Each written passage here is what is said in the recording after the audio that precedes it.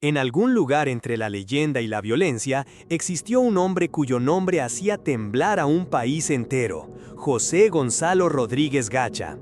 Apodado El Mexicano, su vida estuvo marcada por el lujo extremo, la ambición desmedida y un mundo de secretos que pocos lograron comprender. Cómo un joven de orígenes humildes se convirtió en uno de los capos más temidos del narcotráfico colombiano. Hoy te llevaremos dentro de su historia, más allá de los titulares y los rumores, hacia el lado oscuro de un imperio construido con cocaína, balas y esmeraldas. Pero antes de continuar, imagina escuchar disparos en la noche, el murmullo de hombres armados en la selva y un silencio que solo presagia muerte. Esa era la vida de Rodríguez Gacha, lujo, poder y un constante acecho que nunca le daba tregua. Esta es la historia de El Mexicano, un viaje al corazón de la violencia y la leyenda que aún persiste.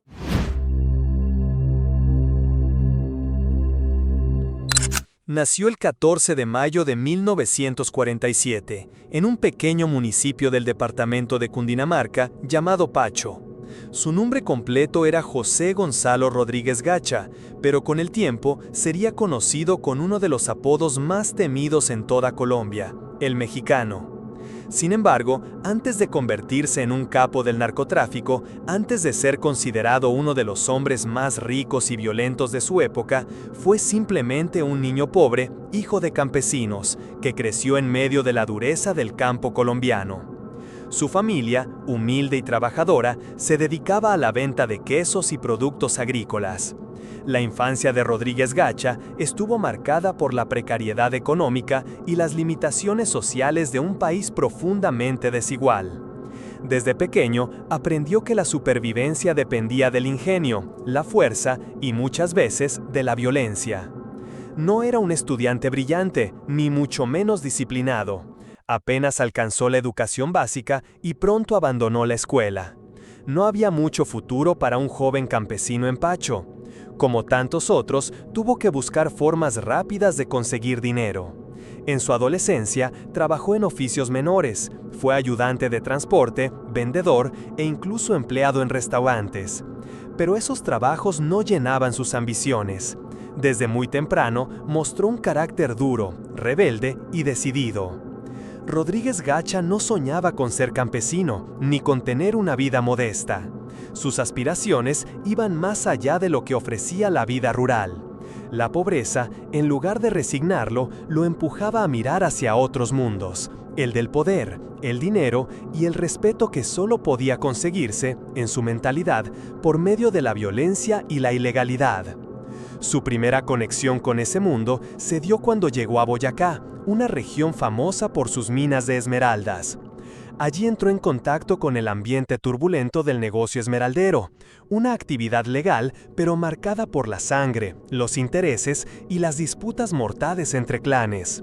José Gonzalo comenzó trabajando como guardaespaldas y hombre de confianza de Gilberto Molina Moreno, conocido como el zar de las esmeraldas. Fue en ese entorno donde empezó a forjarse la fama de pistolero frío y despiadado. La vida en la zona esmeraldera no era solo riqueza, también estaba llena de traiciones, asesinatos y guerras sangrientas. Allí aprendió a usar las armas, a moverse entre jefes criminales y sobre todo a entender cómo la violencia podía ser una herramienta de poder. Muy pronto dejó de ser un simple guardaespaldas y pasó a ser un hombre temido en la región. La violencia de la zona lo moldeó. El joven, que había salido del campo en busca de oportunidades, se transformó en un pistolero. Su nombre comenzó a circular entre quienes lo contrataban para trabajos sucios. En poco tiempo, se convirtió en un sicario reconocido, un hombre al que se le podía pagar para eliminar rivales. Pero Rodríguez Gacha no quería quedarse limitado al negocio de las esmeraldas. Aunque era un mundo lucrativo, comprendió que había otra actividad en auge que prometía mucho más dinero: la cocaína. En los años 70, Colombia apenas comenzaba a convertirse en epicentro mundial del narcotráfico. Los primeros cargamentos viajaban hacia Estados Unidos y las ganancias superaban todo lo que podía ofrecer el negocio esmeraldero. José Gonzalo, ambicioso y violento, vio en ese nuevo comercio la oportunidad de su vida. Ese sería el camino que lo llevaría a convertirse en uno de los capos más temidos y poderosos de la historia. A comienzos de los años 70, José Gonzalo Rodríguez Gacha ya no era un joven campesino perdido entre trabajos modestos. Había encontrado un lugar donde podía explotar sus ambiciones, la violenta y caótica región de las minas de esmeraldas en Boyacá. En esas montañas, la riqueza brotaba de la tierra en forma de piedras verdes que brillaban como promesas de fortuna, pero junto a esas promesas venía también la muerte. La bonanza esmeraldera era un universo gobernado por pistoleros, caciques locales, empresarios ilegales y poderosos clanes familiares que no dudaban en usar las armas para defender sus territorios. Fue en este ambiente donde Rodríguez Gacha encontró su verdadera vocación, el ejercicio de la violencia como medio de ascenso social. Su reputación creció rápidamente al demostrar una mezcla poco común de audacia y frialdad. En un mundo donde la lealtad era frágil y la traición una constante, se convirtió en un hombre de confianza para quienes podían pagar por protección o por eliminar a un enemigo incómodo. Se cuenta que no tardó en destacarse como uno de los sicarios más eficientes y despiadados de la zona. La vida en la región esmeraldera no ofrecía medias tintas, o se mataba o se moría. José Gonzalo entendió esas reglas desde el principio y no dudó en aplicarlas. En poco tiempo pasó de ser un simple guardaespaldas a un ejecutor temido, alguien que resolvía problemas con una pistola en la mano. Su relación con Gilberto Molina, uno de los grandes jefes esmeralderos, le abrió puertas y contactos. A la sombra de Molina, aprendió los códigos de un negocio que mezclaba lujo, superstición, mafias locales y guerras fratricidas. No solo aprendió a matar, también aprendió a negociar, a moverse en un mundo donde las alianzas se sellaban con sangre y el poder se medía en el número de hombres armados dispuestos a obedecer. Sin embargo, José Gonzalo no estaba destinado a ser simplemente un pistolero al servicio de otros. Desde muy temprano mostró una visión más amplia, un deseo de controlar y no solo de ejecutar órdenes. La vida en Boyacá le dio experiencia, pero también lo empujó a buscar un negocio más grande, un territorio en el que no fuera un peón, sino un jefe. El negocio de las esmeraldas era lucrativo, sí, pero tenía un techo.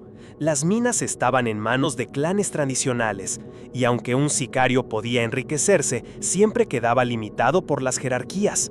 Rodríguez Gacha quería más. Fue entonces cuando comenzó a escuchar hablar de otra fuente de riqueza que se expandía rápidamente, la cocaína. Esa droga blanca, casi desconocida para muchos en Colombia, ya se convertía en una fiebre en las calles de Estados Unidos.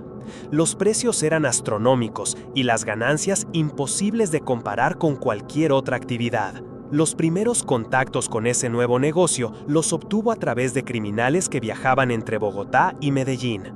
Allí se hablaba de cargamentos clandestinos, de rutas aéreas improvisadas, de laboratorios escondidos en las montañas. Era un comercio en ciernes, aún sin el peso internacional que tendría después, pero ya prometía un poderío económico que superaba cualquier sueño de los esmeralderos. Rodríguez Gacha, siempre atento a las oportunidades, entendió que ese era el futuro. Ya no quería limitarse a ser el ejecutor de otros, quería convertirse en un protagonista, en un hombre con su propio ejército, con su propio imperio. La experiencia como pistolero le dio la reputación, pero su ambición lo empujaba a cruzar la frontera hacia un negocio mucho más arriesgado y mucho más lucrativo. Ese paso marcaría el inicio de su verdadera carrera criminal. El sicario de Boyacá estaba a punto de transformarse en narcotraficante. Y con ese cambio, Colombia comenzaría a conocer a uno de los capos más violentos y poderosos de toda su historia. A mediados de los años 70, Colombia se encontraba en plena transformación. Las ciudades crecían, los contrastes sociales se hacían cada vez más profundos, y en la sombra emergía un negocio que pronto dominaría todos los rincones del país: el tráfico de cocaína. José Gonzalo Rodríguez Gacha, con la experiencia adquirida en el mundo de las esmeraldas, decidió dar un giro definitivo a su vida criminal. Su ambición no tenía límite y comprendió que el futuro ya no estaba en las minas de Boyacá, sino en la cocaína que comenzaba a inundar las calles de Estados Unidos. Esa droga blanca, de apariencia inofensiva, se transformaba en oro en polvo al cruzar las fronteras. El primer paso de Rodríguez Gacha fue trasladarse a Bogotá, una ciudad que en aquel entonces se convertía en un punto clave para los negocios clandestinos.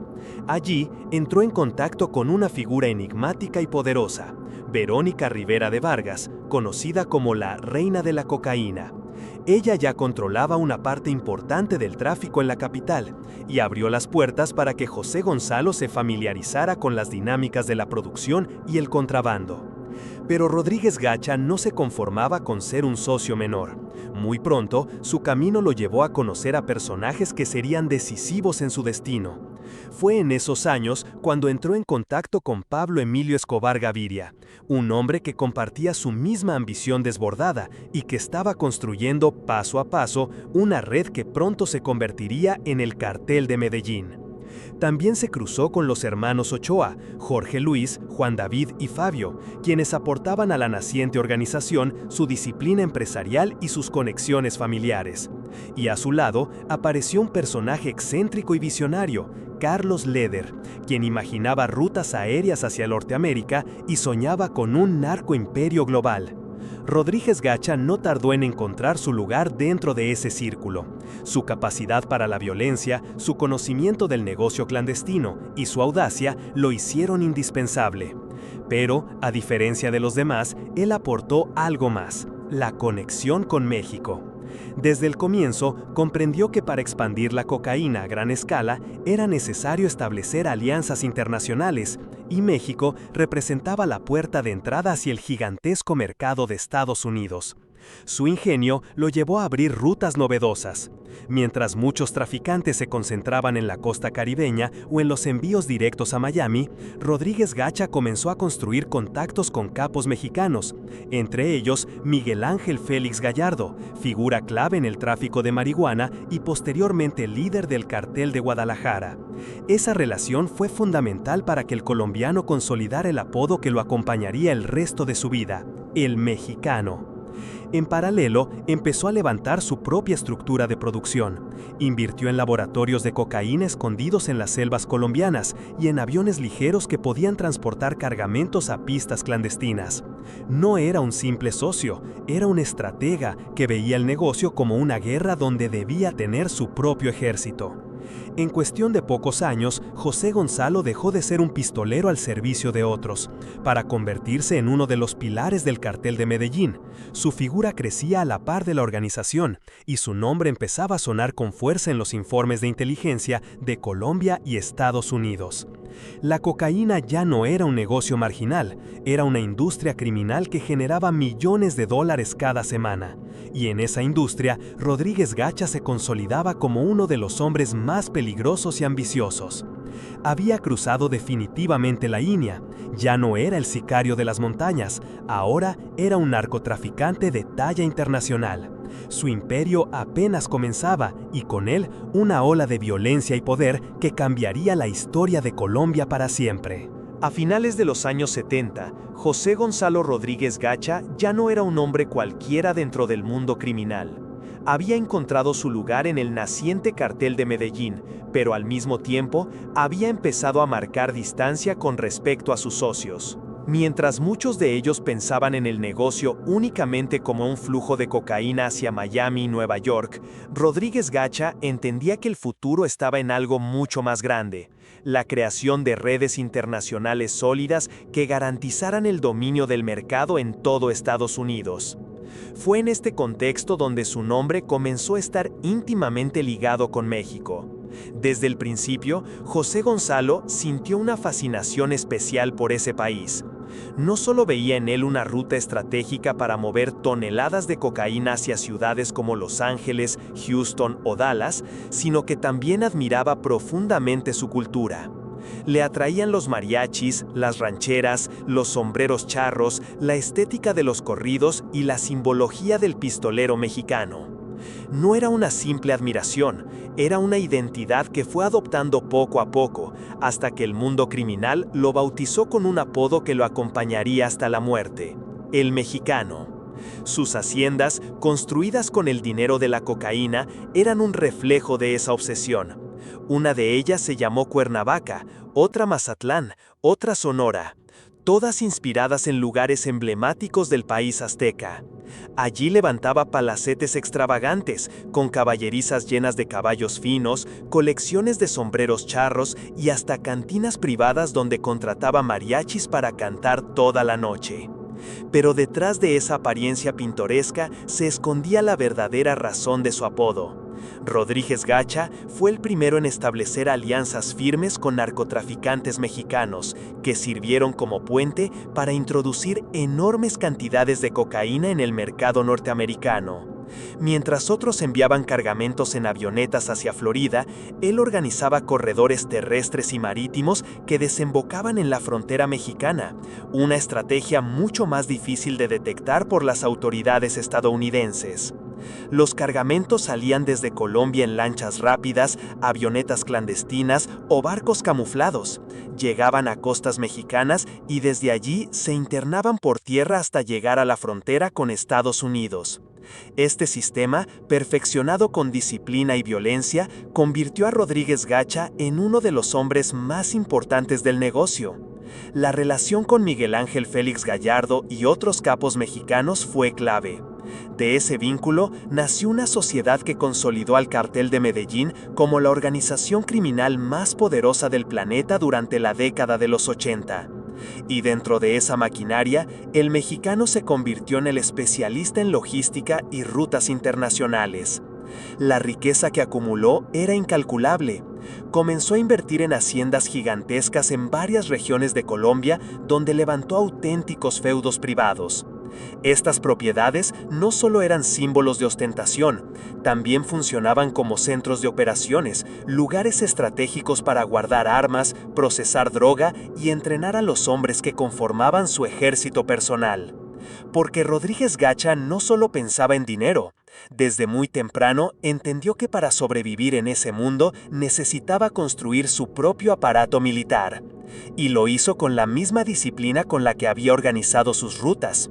Reclutó cientos de sicarios, campesinos sin oportunidades, jóvenes sin futuro, que encontraban en él un patrón que pagaba bien y exigía obediencia absoluta. En cuestión de años, llegó a tener miles de hombres armados bajo su mando. Eran su guardia personal, su ejército privado, su fuerza de choque contra enemigos y autoridades. En ese aspecto, Rodríguez Gacha se diferenciaba de otros capos. No confiaba únicamente en alianzas, él construía poder directo, tangible, a través de la violencia organizada. Mientras tanto, su figura crecía en el imaginario popular. En los pueblos, muchos lo veían como un hombre poderoso, un benefactor que regalaba dinero, financiaba fiestas y contrataba orquestas. Pero al mismo tiempo, era temido por su crueldad. Su fama se extendía por toda Colombia y también más allá de sus fronteras. Para 1980 ya era reconocido no solo como un narcotraficante más, sino como un estratega internacional, un capo con estilo propio, un hombre que había tomado la cultura mexicana como estandarte para proyectar su identidad criminal. Así nació El Mexicano, un personaje mitad folclore, mitad terror, que encarnaba la unión entre Colombia y México en la industria mundial de la cocaína. Con el dinero de la cocaína fluyendo en cantidades inimaginables, José Gonzalo Rodríguez Gacha dio un paso que lo distinguiría de la mayoría de los narcotraficantes de su tiempo. Construyó un ejército privado a su servicio. No se trataba de un pequeño grupo de guardaespaldas, sino de una estructura paramilitar organizada, armada y financiada directamente por él. La lógica era simple. En un país convulsionado por guerrillas, secuestros y guerras entre clanes mafiosos, el dinero por sí solo no garantizaba poder. Se necesitaban hombres que estuvieran dispuestos a matar y morir por su patrón. Y Rodríguez Gacha, con su experiencia en la violencia esmeraldera, entendía mejor que nadie esa necesidad. En sus haciendas se empezaron a ver campamentos de entrenamiento.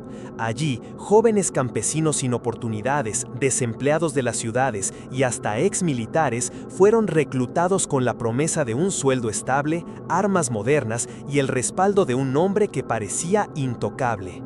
A estos hombres se les enseñaba a disparar, a emboscar, a sembrar terror. La lealtad se construía a punta de dinero, pero también de miedo. Traicionar a el mexicano significaba la muerte inmediata. Pronto, su ejército superaba en número al de muchos frentes guerrilleros y grupos paramilitares de la época. Se calcula que llegó a tener más de 2.000 hombres bajo su mando, repartidos entre escoltas, sicarios y tropas de choque. Con esta estructura, Rodríguez Gacha no solo defendía sus rutas y laboratorios, también intervenía en conflictos políticos y sociales de Colombia. Fue así como nació su reputación como el ministro de guerra del cartel de Medellín, mientras Pablo Escobar se proyectaba como el rostro político y mediático de la organización. Rodríguez Gacha asumía el papel del estratega militar.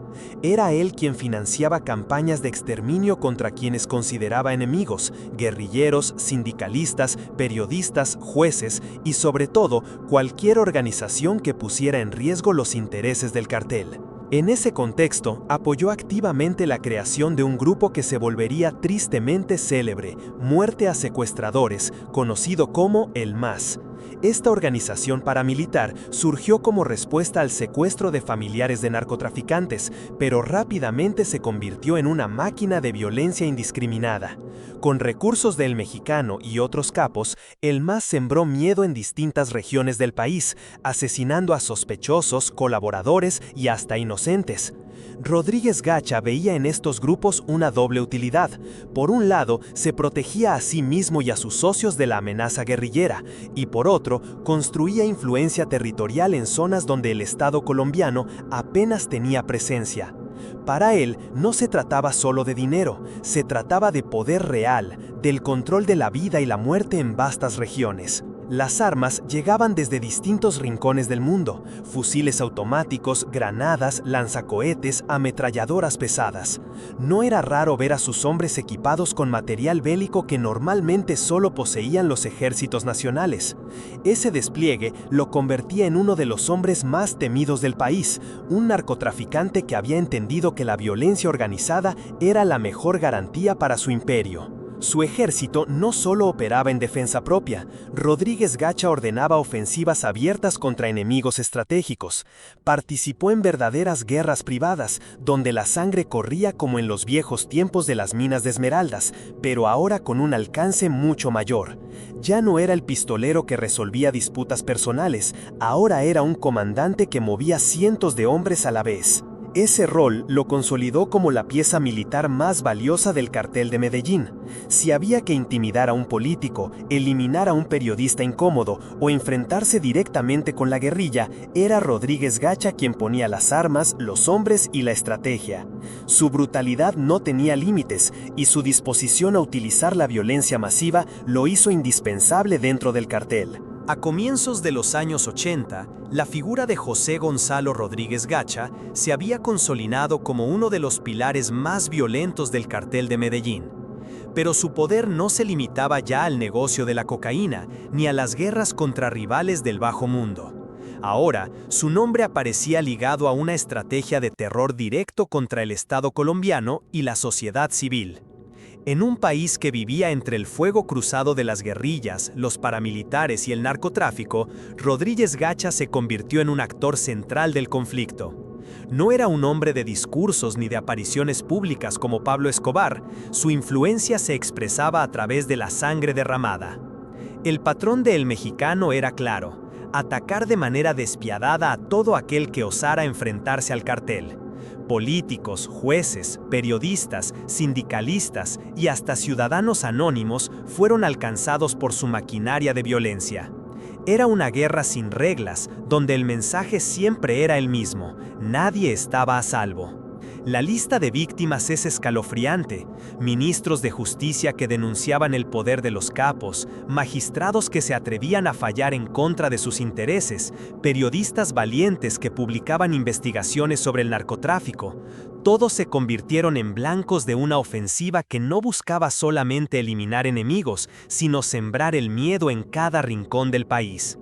Rodríguez Gacha, en particular, fue uno de los principales responsables de financiar operaciones de gran impacto que estremecieron a Colombia. Bajo su influencia y sus recursos, se planearon atentados con explosivos, secuestros masivos y ejecuciones selectivas. El terror se volvió un arma de presión contra el gobierno y contra la sociedad. En esta época, la cocaína ya había convertido al cartel de Medellín en una potencia económica. Se estima que cada semana movían millones de dólares y con ese dinero podían comprar armas, corromper autoridades e incluso infiltrar instituciones. Sin embargo, Rodríguez Gacha no confiaba únicamente en la corrupción, prefería el lenguaje brutal de la violencia. Para él, era más efectivo asesinar a un juez que intentar sobornarlo, más útil dinamitar un edificio gubernamental que esperar un fallo favorable en los tribunales. La crueldad del mexicano no se detenía en las élites, también ordenaba masacres en pueblos enteros cuando sospechaba que allí había colaboradores de la guerrilla o informantes de la policía. Sus ejércitos privados arrasaban veredas y comunidades campesinas con la misma frialdad con la que custodiaban sus cargamentos. El mensaje era claro: donde estuviera el poder de Rodríguez Gacha, no había espacio para la disidencia. Uno de los aspectos más inquietantes de su estrategia fue la forma en que utilizó el terrorismo como herramienta política. No se trataba solamente de defender su negocio, sino de condicionar al Estado colombiano. Los asesinatos de líderes políticos, los atentados contra instituciones y la campaña de violencia tenían un objetivo más profundo: obligar al gobierno a detener la extradición hacia Estados Unidos. El impacto en la sociedad colombiana fue devastador. Las calles de Bogotá, Medellín y otras ciudades vivieron bajo la sombra constante de la violencia. Oficinas de prensa amanecían con coronas fúnebres, jueces recibían amenazas escritas en cartas ensangrentadas, policías eran emboscados en carreteras y edificios enteros eran destruidos por explosivos. En ese periodo, la figura de Rodríguez Gacha se volvió sinónimo de muerte. Para las autoridades, era un fantasma casi imposible de atrapar, protegido por un ejército privado y una red de colaboradores. Para la gente común, era el rostro invisible de un país que parecía desangrarse sin remedio. Mientras tanto, el mexicano disfrutaba de su riqueza en sus haciendas, rodeado de lujos y blindado por cientos de hombres. En apariencia, vivía como un terrateniente más, pero desde esos mismos dominios se planificaban las operaciones que mantenían en jaque a toda la nación. A mediados de los años 80, ya nadie dudaba: Rodríguez Gacha no era solo un narcotraficante, era un caudillo armado, un hombre que había convertido su fortuna en un instrumento de guerra y que había llevado la violencia del narcotráfico a niveles que Colombia jamás había visto. En los últimos tramos de su vida, José Gonzalo Rodríguez Gacha vivió el derrumbe de todo lo que había construido. El hombre que en algún momento fue considerado uno de los capos más poderosos de Colombia se vio cada vez más acorralado. La violencia con la que intentó resistir al Estado y a sus enemigos terminó por volverse en su contra. Sus atentados, sus ataques indiscriminados y su guerra abierta contra el país lo convirtieron en un objetivo prioritario. No solo para las autoridades nacionales, sino también para agencias internacionales que veían en él una amenaza global. Mientras más sangre derramaba, más se estrechaba el cerco a su alrededor. Aquellos que un día fueron sus aliados empezaron a darle la espalda. Muchos lo traicionaron, otros lo abandonaron, y lo que alguna vez fue una red de socios y colaboradores se fue desmoronando hasta dejarlo prácticamente solo. Las lujosas haciendas, los caballos de paso fino, los viajes y las riquezas que lo habían acompañado durante años quedaron atrás. Su vida, antes marcada por la ostentación, se transformó en la rutina amarga del fugitivo. Dormir en chozas improvisadas, desplazarse de noche, desconfiar de todos y vivir con la certeza de que la traición podía aparecer en cualquier momento. El imperio que había construido con cocaína, esmeraldas y terror comenzó a derrumbarse como un castillo de naipes. Sus bienes fueron incautados, sus rutas desmanteladas, sus hombres capturados o muertos. La paranoia lo consumía y el poder que parecía eterno desaparecía ante sus ojos. Ya no era el patrón temido, sino un hombre solitario, debilitado por el peso de sus propios crímenes y perseguido por todas partes. Finalmente, el destino alcanzó a El Mexicano. Tras meses de inteligencia y persecución, las fuerzas militares lograron ubicarlo y desplegar un operativo implacable. Rodeado y sin escapatoria, respondió con la misma ferocidad que lo había caracterizado durante toda su vida. El enfrentamiento fue intenso, pero al final su cuerpo cayó abatido en medio de la selva. Su muerte no solo marcó el fin de su carrera criminal, sino también el cierre de uno de los capítulos más oscuros del narcotráfico colombiano. Para muchos fue la confirmación de que ningún capo, por más dinero o poder que acumule, puede escapar del alcance de la justicia. Para otros, quedó como el recordatorio doloroso de una época en la que la violencia se impuso sobre la vida cotidiana de un país entero. José Gonzalo Rodríguez Gacha dejó tras de sí un legado de miedo, muerte y ambición desmedida. Su historia sigue siendo recordada como el retrato de un hombre que lo tuvo todo y lo perdió todo, y como una advertencia eterna. La violencia y el poder absoluto siempre conducen, tarde o temprano, a la destrucción. Si te gustó este video, no olvides darle like, suscribirte y compartirlo. Eso me ayuda muchísimo a seguir creando más contenido como este. Gracias por acompañarme y nos vemos en el próximo misterio.